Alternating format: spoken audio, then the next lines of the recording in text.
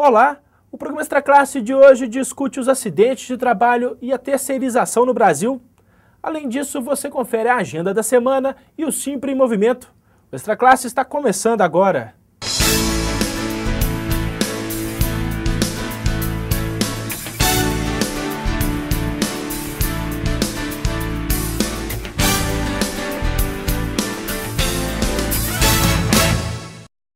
De acordo com dados mais recentes da Previdência Social, foram registrados em 2008 mais de 2.000 acidentes de trabalho por dia, aproximadamente 80 acidentes a cada hora. Especialistas confirmam que esses índices revelam a falta de compromisso das empresas com a saúde e segurança do trabalhador. A terceirização, recurso usado para reduzir custos, é também apontada como um dos fatores que favorece os acidentes no mercado de trabalho brasileiro. Esse assunto você confere na entrevista a seguir.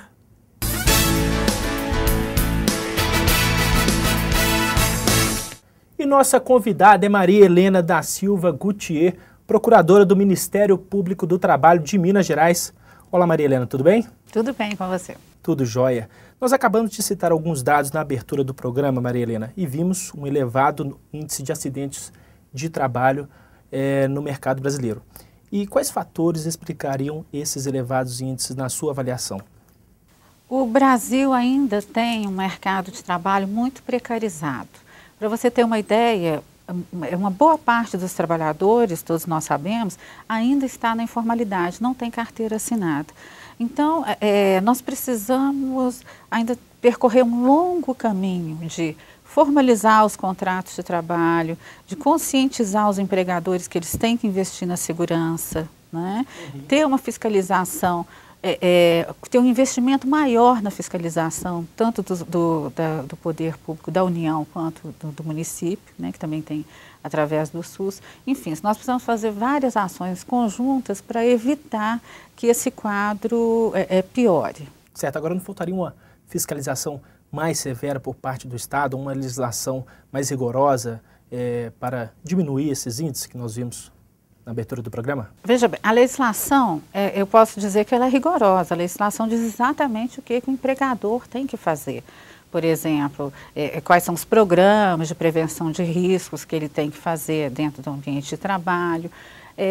O que acontece é que, primeiro, existe um jeitinho brasileiro que faz com que existam empresas que vão dar assessoria em saúde e segurança que não são confiáveis. E aí elas produzem papel e o empregador, de boa fé, compra aquilo ali achando que ele está cumprindo a lei. Ou de má fé, ele descumpre a lei dessa maneira, né? E o outro problema é que as multas que são aplicadas pela fiscalização são multas muito baixas. Então, dependendo do investimento, é mais interessante para o empregador fazer com que pagar a multa, ficar nessa roleta, sim, nessa loteria. Se um dia ele for fiscalizado, ele vai pagar a multa. Agora, quem determina o valor dessa multa? É o Estado? É o Estado. Ou uma lei específica? As multas do Ministério do Trabalho, elas são fixadas pela União, né? Mas elas são multas de valor, talvez para uma empresa pequena possa ser um valor mais significativo, mas para as grandes empresas ou médias, não. Mas, em geral, na área trabalhista, por exemplo, falta de registro, não sei te falar o valor agora, mas, assim, são multas de valor baixo. Agora, Maria Helena, os números mais recentes divulgados pela Previdência Social são de 2008. No ano passado, em função da crise econômica, você acredita que esses números podem ser ainda maiores? Eu acho que pode haver, sim. O Brasil não foi tão atingido quanto outros países. Embora aqui no nosso estado, por exemplo, que tem muita siderurgia, né, nós tivemos várias siderúrgicas que pararam. E a siderurgia, a atividade de mineração é uma atividade perigosa, uma atividade que gera bastante acidente e adoecimento, né? Então, a gente pode pensar que quando essas empresas pararam, de repente elas não fizeram os exames todos nos trabalhadores, elas dispensaram os trabalhadores, alguns com alguma doença, e eles foram para a Previdência sem ter passado por nenhum tratamento. Alguns estudos apontam que em momentos de crise econômica há uma cobrança maior das empresas por parte das empresas em relação aos trabalhadores. Pode ter acontecido isso. E o nexo técnico epidemiológico também ajuda a elevar o número de acidentes. Não porque aconteceram mais acidentes, mas porque mostra aqueles acidentes que estavam escondidos, né, pela própria Previdência, quando ela não reconhecia o nexo com o ambiente de trabalho. Agora, só para esclarecer para o nosso telespectador, esses dados, esse percentual inclui doenças ocorridas em função da atividade profissional, como a lesão por esforço repetitivo, não é isso? Sim, o nexo técnico epidemiológico, o que ele faz é o seguinte: ele vai analisar uma determinada categoria e vai dizer, nessa categoria nós estamos tendo muitos trabalhadores com problema de coluna, muitos trabalhadores com LER, e eles não estão vindo com a CAT, com a comunicação de acidente de trabalho. Então eu vou considerar que não precisa da CAT, porque os dados estão me mostrando que tem um problema ali, que aquela atividade está gerando muito problema de coluna e muita LER, entendeu? Então, ele faz o nexo pela estatística de adoecimento naquela atividade. Não sei se eu fui clara, mas ele é muito interessante por isso, porque não depende mais do empregador estar emitindo a CAT, né? Agora não adianta ele esconder a CAT. Se o trabalhador for afastado, né, os dados estatísticos da Previdência vão mostrar que aquele setor tem um adoecimento que estava sendo escondido. Marília, dentro dessa discussão, a terceirização é um fenômeno que favorece os acidentes de trabalho? Como é que você avalia essa Favorece. Como eu disse no início, o mercado de trabalho brasileiro ele já é precário, tem uma informalidade muito grande. E a terceirização, embora ela nem sempre gere a informalidade, ela gera a precarização, né? Uma precarização maior ainda, porque o interesse da terceirização geralmente é reduzir custos. E reduzir custos significa tirar aqueles ambientes, aqueles processos de trabalho que seriam de maior risco, por exemplo, e passar para fora, para uma outra empresa que nem sempre vai ter condição de fazer os exames no trabalhador, de dar a assistência toda que ele precisaria. Marília, eu vou convidá-la para assistirmos uma reportagem feita pela equipe do Extra Classe sobre esse assunto. Na verdade, é sobre a terceirização no setor elétrico brasileiro. Vamos lá? Ok. Condições precárias de trabalho e baixos salários são uma realidade quando se fala em terceirização de serviços no Brasil. No setor elétrico, a situação não é diferente. Segundo o DIEESE, Departamento Intersindical de Estatística e Estudos Socioeconômicos, mais da metade dos trabalhadores do setor elétrico brasileiro são terceirizados. E isso tem causado diversos problemas. Problemas de atendimento, problema de manutenção na nossa rede e problema mais sério, que é o que a gente carrega aí, que é o problema mais sério que nós temos, são os problemas dos acidentes.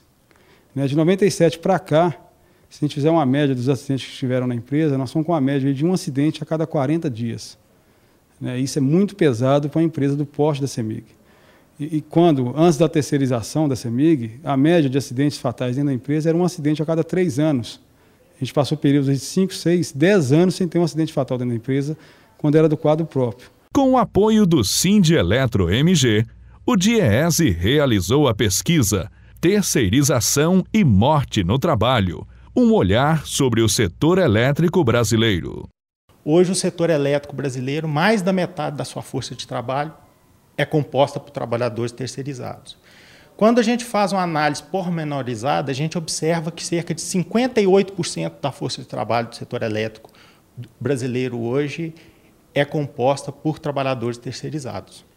Nos 3 anos analisados, a gente observa taxas de mortalidade bem superior ao segmento terceirizado, quando comparado ao segmento próprio. No caso do ano de 2008, que foi o último ano, a incidência de morte entre o segmento terceirizado ela é 3,21 vezes maior do que o segmento próprio, enquanto a taxa de mortalidade do segmento terceirizado gira em torno de 47,5, a taxa de mortalidade do segmento próprio é de 14,8. O trabalhador, Genivaldo Louretti, confirma os dados da pesquisa. Com apenas 6 meses de trabalho, ele viu a carreira ser interrompida ao sofrer uma descarga elétrica de 7.900 volts. O que eles me contaram é que quando eu fui pôr o aterramento, eu peguei na chave do lado, que que teria que estar desligado e essa chave estava ligada e eu tomei a descarga e caí para trás, porque eu queimei o corpo todo, queimei a partir daqui, o peito, as costas, tudo, os pés e o braço. A sequela que ficou, graças a Deus, só foi o braço, porque o resto tá tudo normal. Ficou as cicatrizes, né? Mas o organismo está funcionando normal, o coração, os rins, tudo, graças a Deus, não teve problema nenhum. O trabalhador era terceirizado da Companhia Energética de Minas Gerais, CEMIG. Ele relata que a falta de treinamento adequado e a pressão por produtividade prejudicam o trabalho. O trabalhador, ele ganha por produção, ele tem que produzir para ele receber. O salário geralmente é baixo, as condições de trabalho é precária, porque eles não fornecem direito a equipamento de segurança, eles não fornecem treinamento. A empreiteira, né, força a pessoa a trabalhar cada vez mais, para cada vez mais eles ter lucro e o trabalhador sempre ganhando menos, né? Porque a terceirização é bom só para o empresário, né? O trabalhador mesmo não é beneficiado com isso. Ainda hoje, a terceirização cresce na CEMIG. Para a categoria, os trabalhadores e a sociedade saem prejudicados com essa forma de gestão. A gente fica uma grande preocupação, né? Quem que paga a conta de tudo que está acontecendo? Né? Quem vai pagar essa conta das mortes? Desses trabalhadores jovens mutilados? Quem vai pagar essa conta da CEMIG? Essa conta com essas mortes, essa conta com a rede nossa caindo nos pedaços na rua, a população insatisfeita com o serviço da CEMIG e essa conta, a tarifa em si, caríssima. Nós temos uma das tarifas mais caras do mundo. Né? Quem paga a conta, acho que quem está pagando a conta somos nós.